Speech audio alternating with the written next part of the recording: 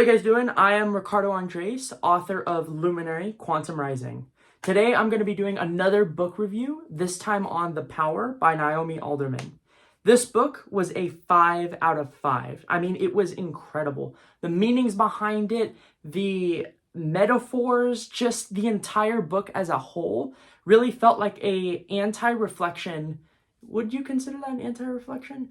A reflection of a reality we currently live in that's flipped. So what the premise of the book is essentially every woman and girl on the planet shoots electricity out of their hands. Hence, they have the power. Now, you can think there's lots of people today who are experiencing abuse by men, they're experiencing discrimination, and lots of other things that make it hard for a woman or a young girl to be seen in the world.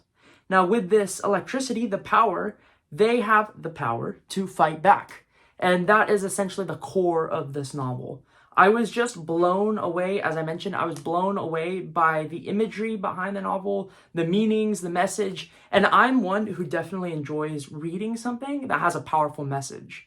I think that's kind of why I don't really like specific genres, because I look more for the genres with that message. That's one reason why I really fell in love with science fiction. Now, lots of science fiction nowadays is, of course, like space traveling and planets and aliens and whatnot. And when we say sci-fi, that's what a lot of authors think. But in my mind, science fiction is taking reality and having some sort of twist on it. It's some sort of inspiration from how reality is today. Now, with that said, I was reading that Margaret Thatcher of The Handmaid's Tale was a big inspiration, a big part of writing this novel. Now, without spoiling too much of The Power, I would like to mention a few things that just blew me away. I mean, as an author with my novel, Luminary Quantum Rising, one thing I wrote about is a fictional country called Crane. And on Crane, it's essentially a reflection of how Australia would look like if the US took immigrants who can't come in legally and put them someplace else. Now, in The Power, there is this fictional country of women trying to rule a government and trying to push back against people who want to take that down. And I thought what was really interesting about the novel is that there were good and bad people who had the power.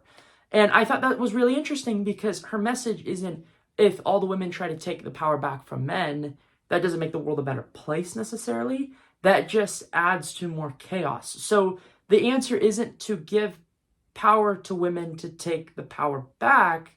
The answer is more to find a way to unify, to unite, to have both genders, both sides, without discrimination come together. Because one thing the novel really highlights for organizations with different missions that only mean to polarize. One example I'll give is this person named Urban Docs in the novel. And it's very stereotypical white male, racist, sexist, whatever that might be. And this person believes that they need to take the power away from women back to men because that's society. That's how society should be lived.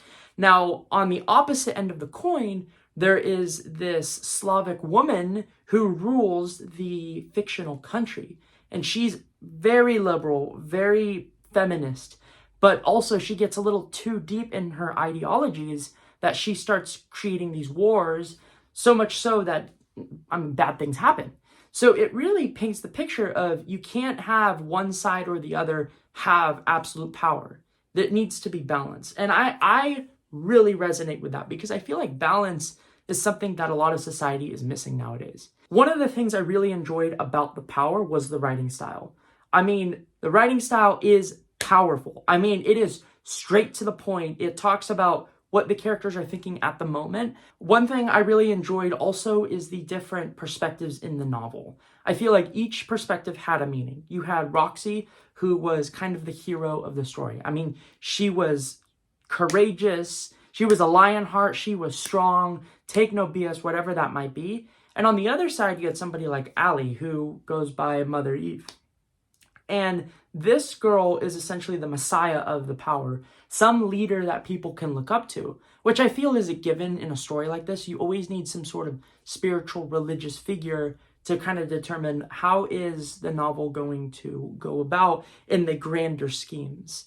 I also really enjoyed how both of these women had experienced a past where they were abused by men, and how thinking about their past experiences fueled them to have the future outcome that, takes place at the end of the novel. Another thing I really enjoyed was, I think I'm going to butcher her name. I think it was Margaret.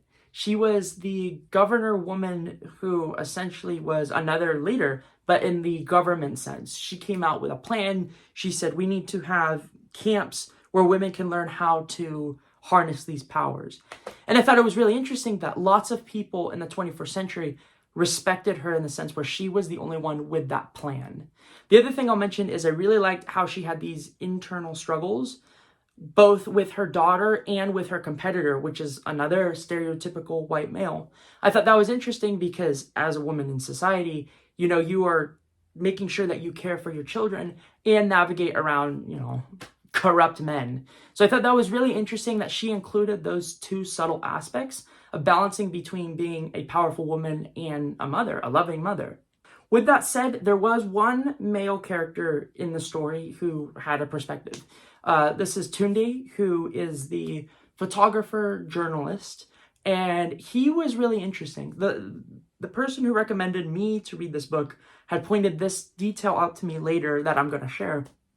And essentially, what she had told me is, in the novel, all of the female characters have a voice, whether that's the voice of God or the voice of the power, whatever that might be. This voice is speaking to them in certain moments, somewhat influencing them to make certain actions.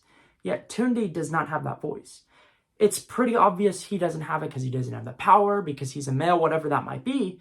But in the novel, he's relying on his own voice, his own instincts, as he's trying to navigate around the dangerous world. And I thought that was especially interesting because he is so separate, not just because of his gender, but because of everything else. He's so separate from the other characters. I mean, Tunde is really an amazing character to include because this novel does follow the idea of imagining if women took the power back from men.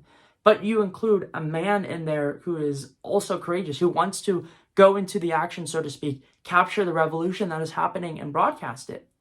And what is especially interesting, and I won't say what happens, but I will say his altercation at the end is really a bit of a plot twist, which I really appreciated from the author.